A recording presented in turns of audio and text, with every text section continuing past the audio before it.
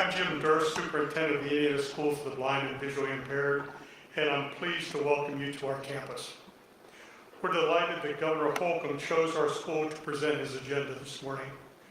We're proud to be part of a state under the leadership of Governor Holcomb that values and is committed to providing quality educational programs for students and for ensuring that the needs of Indiana students who are blind, visually impaired, deaf, and hard of hearing will be addressed well into the future. Since 1847, the Indiana School for the Blind and Visually Impaired has served Hoosier children. Thanks to the leadership of Governor Holcomb and the Indiana General Assembly, by 2030, this building and campus will operate as the Indiana School for the Blind and Visually Impaired and the Indiana School for the Deaf. Our school, which is one of the largest schools for the blind in the country based on the number of students served, offers both on-campus and off-campus programs to students who are blind or visually impaired residing in Indiana. The school provides students with the same coursework and instruction required of all school-age children in Indiana, in addition to the expanded core and vision-specific curriculum. Without further ado, ladies and gentlemen, the 51st Governor of the State of Indiana, Eric J. Holcomb.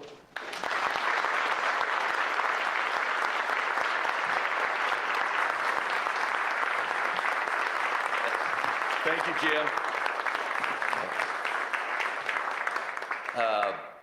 Thank you, Jim, for hosting us first and foremost in this magnificent auditorium. It's the perfect kind of backdrop and venue for what we've all been about for the last 7, now going on 8 years, making sure that we're preparing students for those next steps in life. And thank you for your, I won't exactly date you, but your over 3 decades of service. You trace this back to 1847. I saw the memorial plaque out front from 1938, and the General Assembly and I are flat out excited about where we're heading. And by 2023, this is one of the biggest capital improvement projects that the state has ever undertaken. And it's because of your stewardship and your whole crew that has not just been accommodating to us for this, but to so many students who are getting off on the right first steps, on the right path. So thank you, and Happy New Year to everyone here. I see so many familiar faces, and this is also just so appropriate that you are here, because I'm going to start off with this Hoosier playbook before I land on the agenda specific items. But the playbook was really born out of conversations with people here on the ground in very specific zip codes, border to border. And I see Marcy and from Owen County, and I see Heather and from Lake County, and I see Wendy from New Albany, Clark, Floyd County area, one southern Indiana. When I see Mark Fisher from the Realtors Association, you'll see where all this information is coming from soon, but it's coming from the ground, and it's coming from the ground up. And that's why this playbook works. That's why it's underscores just how important collaboration is and partnering can be. It's what's gotten our state to the position that we're in. And I have outlined this in 12 pieces. Your puzzle might have 15 pieces. Your puzzle might have 8 pieces. You might combine some of the pieces, but ultimately this will be very interactive. This will be focused, looking through a lens of our customers, citizens, and local leaders, how they may access all the programs that the legislature year after year after year appropriates dollars to, programs that really do make a difference. And in getting around the state over these last 7 years. I've just come to notice whether it's a local government or a philanthropic organization, local leaders, some know about some of the programs, some don't know about some of the programs. And so how can you better connect chambers, local leaders, et cetera, in a very easy way where it's simply you're clicking on a program and they're organized in a pretty straightforward fashion. And so I'm going to dive into these very kind of at a high level, but the 12 pieces as I've gotten around start with, obviously, the first 5, quite frankly, are pretty foundational. They're the health and the education levels, skill levels of an individual that then ultimately have a huge impact collectively. And so various programs, and we are coming off of our first Indiana program that is designed and built again from the ground up locally. But then there's a lot of other programs like the Nurse Family Partnership, the My Healthy Baby program. I don't see Lindsay. I do see Lindsay. Lindsay, we're finally, as of May, right? We're in all 92 counties. So locals can take advantage of these resources. And I use that word advantage very purposely. But they also include others, and there will be more added to this list, but I wanted to keep the font so that you could read it.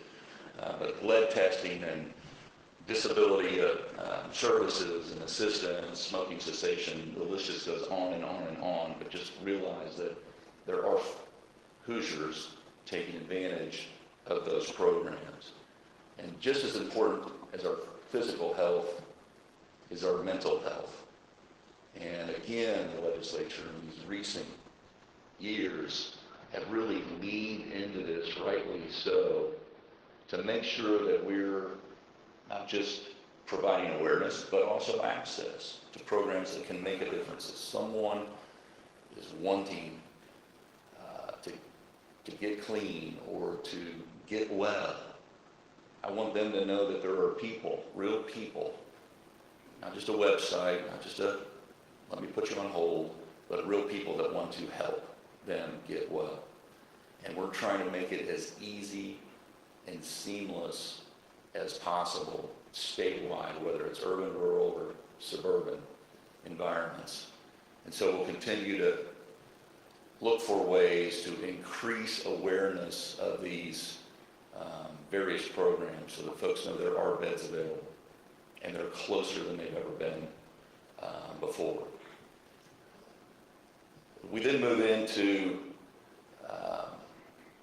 the status of how skilled are we, how educated are we, county by county by county. We know that when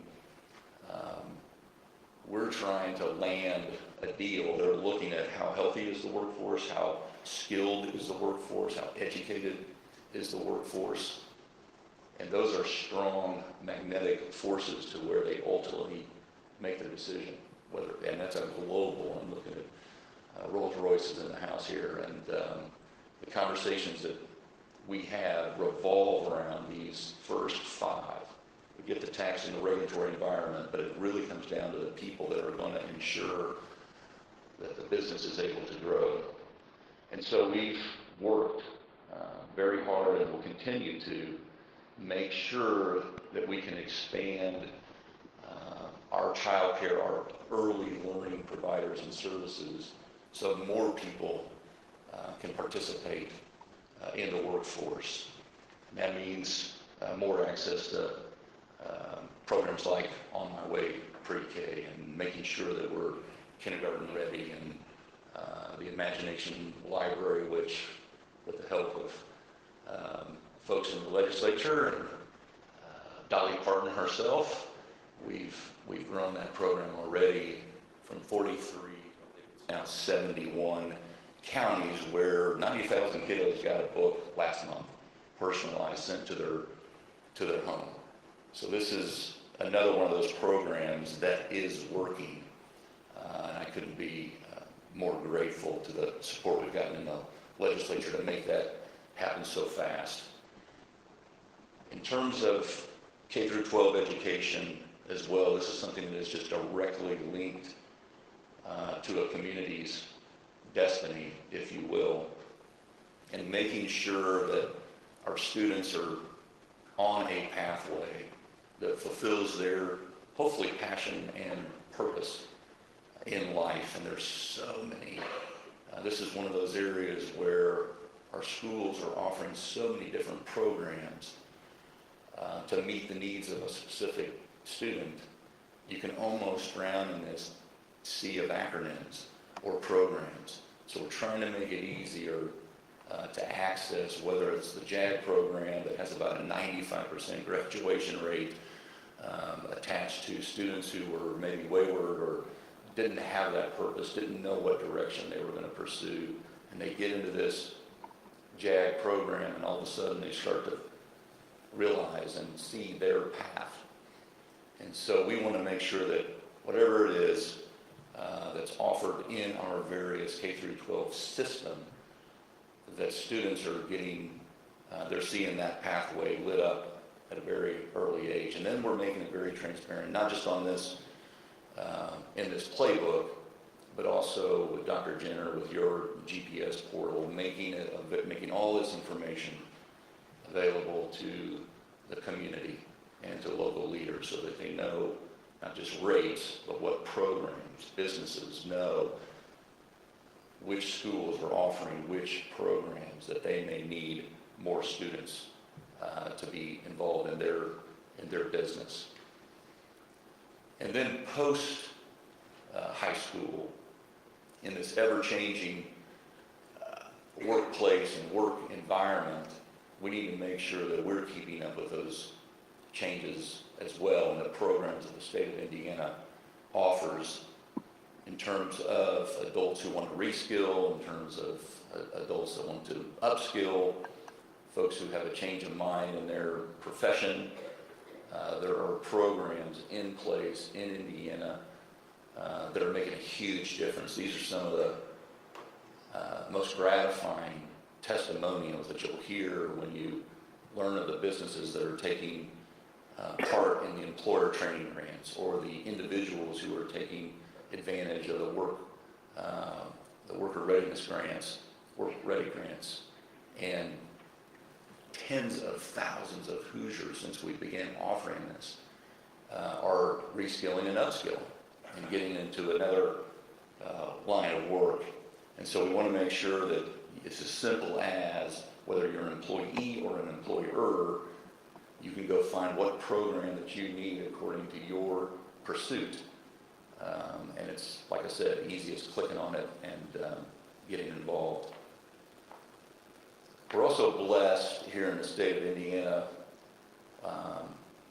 in all of our backyards, close, with world-class colleges and universities. And obviously we have some 30 private institutions, but we've got research universities, Indiana University, Purdue University, Notre Dame, we've got Ball State, USI, ILSU, the list goes on and on and on, Ivy Tech, Vincennes University, that are campuses in our backyards. And we want to make sure as a state, again, because of the legislature that has historically been one of the top 5 most generous states in terms of financial aid and assistance, making sure folks who are eligible can go on and pursue college.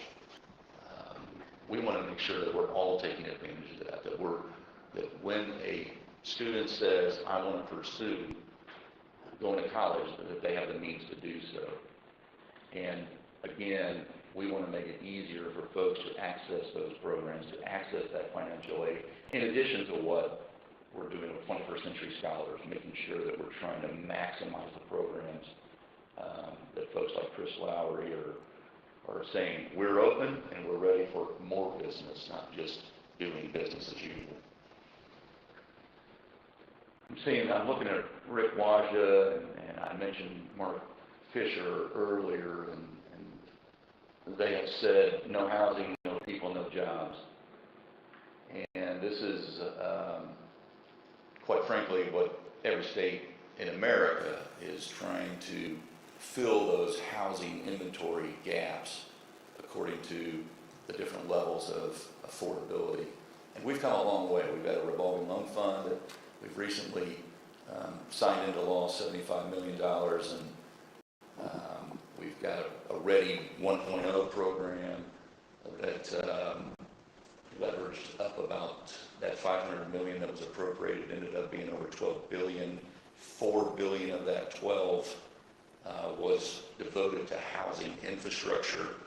On a month-in, month-out basis, Indiana is issuing more single-family home building permits than every state that we touch, and we're always neck and neck with Ohio,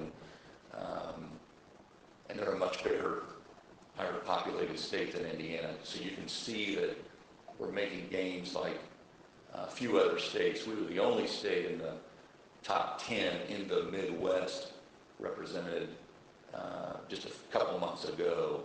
And so we got to continue to lean in, whether it's, again, urban, rural, or suburban, whatever the environment, we have to make sure that the housing is there for the citizens, residents, and ultimately the workforce. And then this piece of the puzzle, I think, is paramount in placemaking in the world in which we live in today. Oftentimes, we've all heard people choose where they're going to live before where they're going to work, and then they make that decision. I had the good fortune of sitting next to someone at the recent Colts game. I won't dwell on the outcome, but someone who I'd never met, and she was using her time wisely and lobbying for more trails and more trees and more outdoor amenities, even in the last 2 minutes. But I was polite. But she was right. I mean, the common denominator in a lot of growing communities is always the outdoor amenities and the vibrancy of the community. And because of Ready and other programs that are being demonstrated border to border throughout our state, we've made significant gain. And now we're known as a trail champion, as an example, or a leader in fill in the blank in terms of outdoor amenities. Obviously, our infrastructure platform or our ability to connect in every way is paramount to a state that finds itself located in the heart of the heartland, and one who seeks to support our logistics sector at large. Every which way we connect, we have to be making these investments, and they're not just state investments, but we're looking at how the state can complete that final mile from the interstate to the factory garage door. More broadband internet, more trails, making sure that our ports, both air and water, are sufficiently funded to continue to attract that freight business that is just so important to the future of our state. These programs go from a very high-level state approach or perspective all the way down to programs like community crossings that, again, make sure that we're able to complete that final mile. Can never lose sight of whether it's a local community or the state of Indiana, kind of the golden goose, or what funds everything else, and that is making sure that we have a magnetic business pro-growth environment that is going to enable us to fund all the other pieces. And I see Secretary Rosenberg here, and they have made so much progress in making sure that you can use a portal to go into, whether you're an entrepreneur, or start a business, a small business, if you're looking for VC capital, if you're looking to export, there is a portal connect, IND, that can send you on your way. And obviously, in today's world with the internet as it is, we can connect globally, and industrious users are doing just that, but they're really taking it to the next level and making sure there's ease and it's a seamless growth pattern. And then lastly, I think we're underachieving if our target audiences, well, I shouldn't say lastly because there's one before that. Just as important as good schools, great schools, for someone who's considering where to move to, obviously safe neighborhoods are equally so. And we're increasingly making sure that our volunteer firefighters, for instance, have the training that they need, where there have been pockets throughout our state that were vacant or seemingly flown over. We're trying to stitch all that together to make sure that that one level, that one standard of training is in place for all of our firefighters, professional and volunteer. And then making sure that our state police continue to be resourced appropriately with labs of this century. They were literally doing DNA testing in garages not long ago, but now finally our state police and our law enforcement are not just paid what they deserve, but are also resourced appropriately for the work that they do, and then connecting with our local communities and partnering with them is something we'll continue to lean into. And then lastly, finally, we're underachieving if we're not getting the word out, if we're not connecting to all of our target audiences in terms of attracting people to come here to live, work, and play. And there's a number of programs, the Indiana program, and Elaine Beadle is here with us today, who runs our Destinations Development Corporation. I've just put out a bunch of videos with the All Around Indiana program that highlights urban, suburban, and rural things to do, gyms throughout Indiana.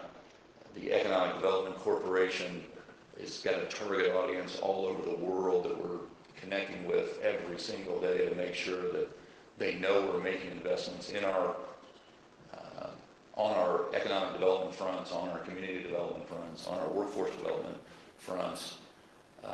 We've got programs like partners like MakeMyMove.com, and just want to make sure that everyone knows you got to sell, sell, sell every single day. That's what I always say. I wake up every day and I try to take Indiana to the world and bring the world back.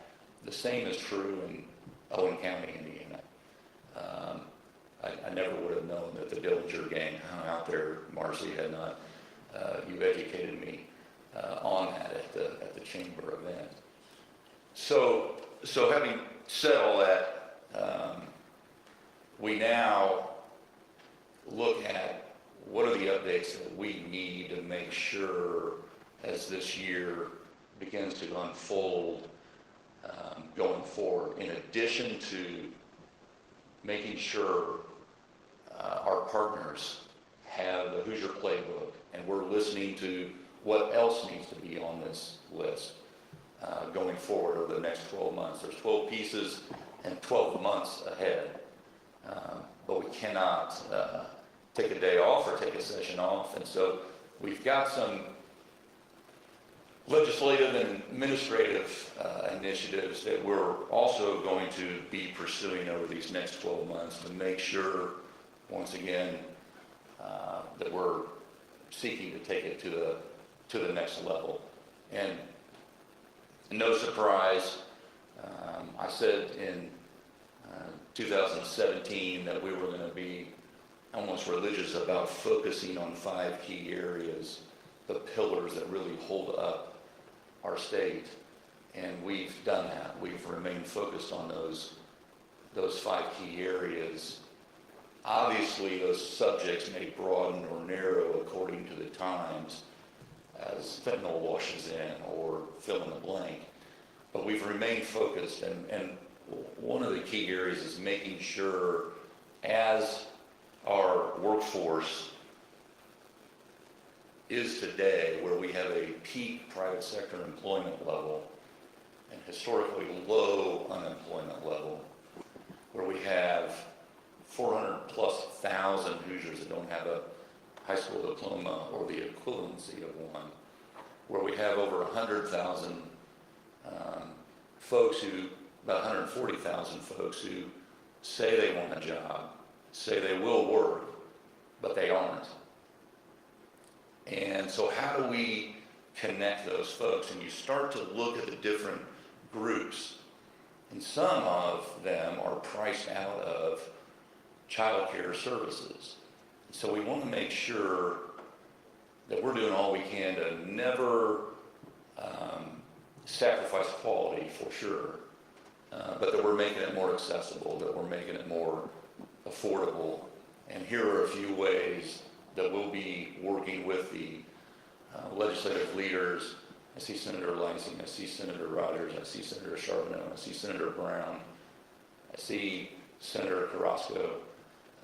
We'll be working with them and others to make sure that we're expanding the field, so to speak, to make sure that we have the workforce, the trained workforce, available, and that we're looking at bringing down costs for early learning services and child care.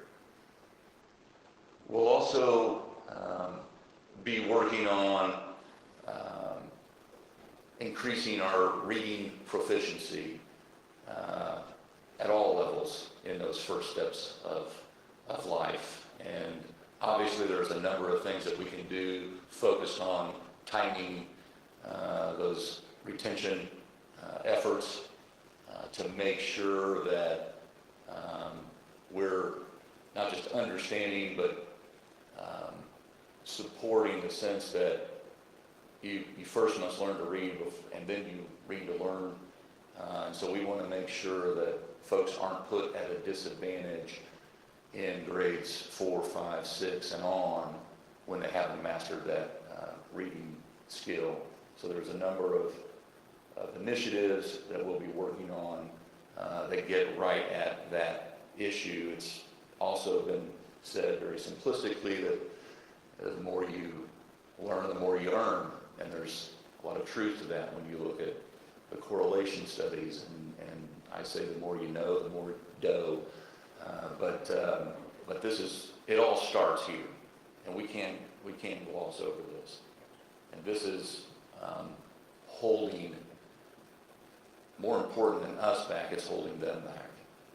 And so we're gonna spend what it takes early on to make sure that later on their prospects and their opportunities are widened.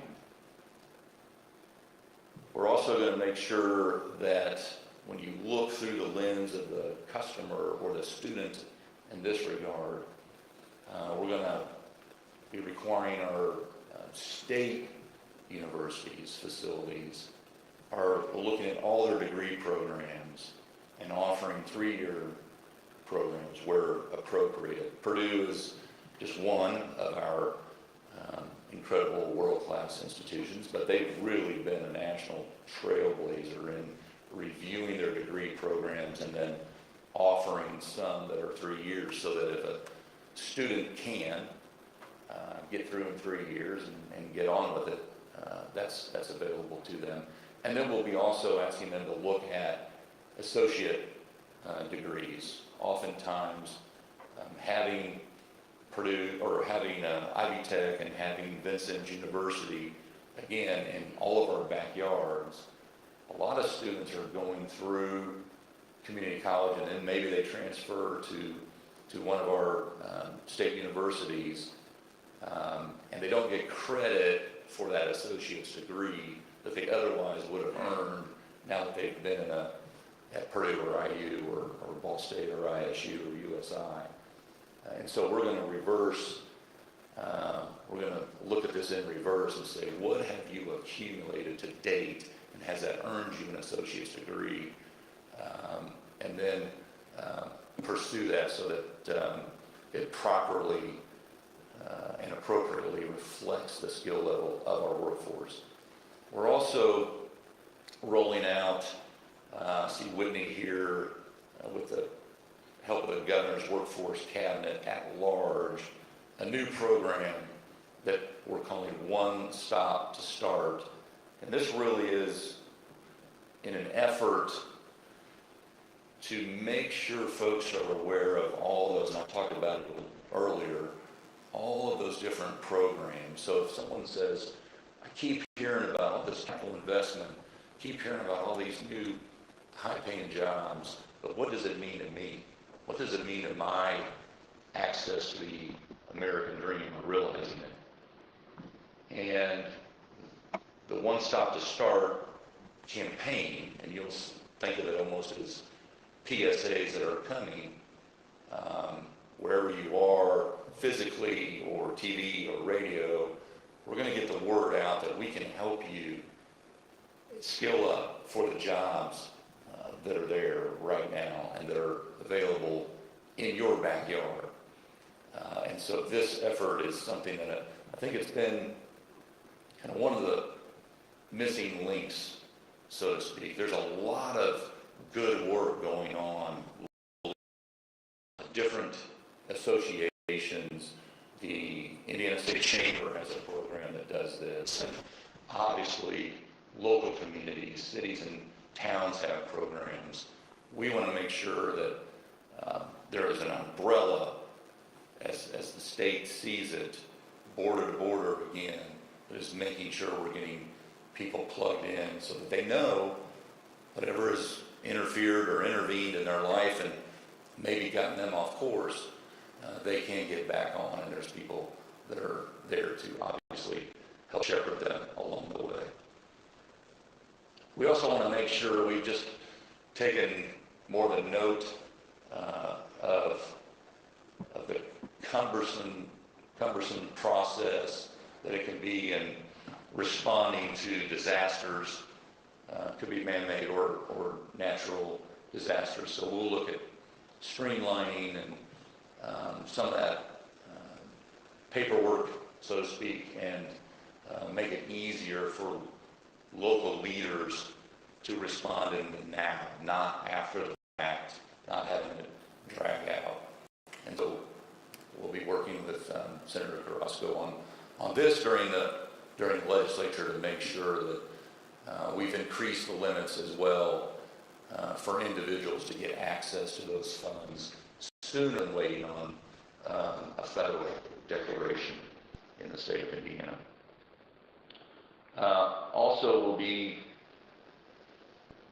taking a look, actually creating a task force with a lot of different stakeholders to review the recent bail reform efforts and how they're impacting our public safety. And lastly, again, this is something that every state around the country is grappling with, is on both ends of the spectrum, kind of first steps, early childhood, and then our elders or more seasoned Hoosiers. And so we'll be working with various social service agencies to come together to look at the aging population in Indiana, not just Medicaid recipients, but an overall 10-year plan that is contemplating how folks are aging in Indiana, transportation, housing, economic security, all the factors that folks are, and therefore not just dealing with, but the state will have to deal with as well over the coming 10 years. And then we need to, as other states are as well, develop an infrastructure that best coordinates the delivery of services to high acuity children, folks who are the hardest to make sure that they're getting services they need and placed where they need to be. So again, I want to thank you all for not just being here, but for your years of work in all these different fields. I couldn't be more excited, quite honestly, about the 8th of 8 years and all that we're going to get done, not just during the legislative session, but then using this Hoosier playbook to make sure that we're improving.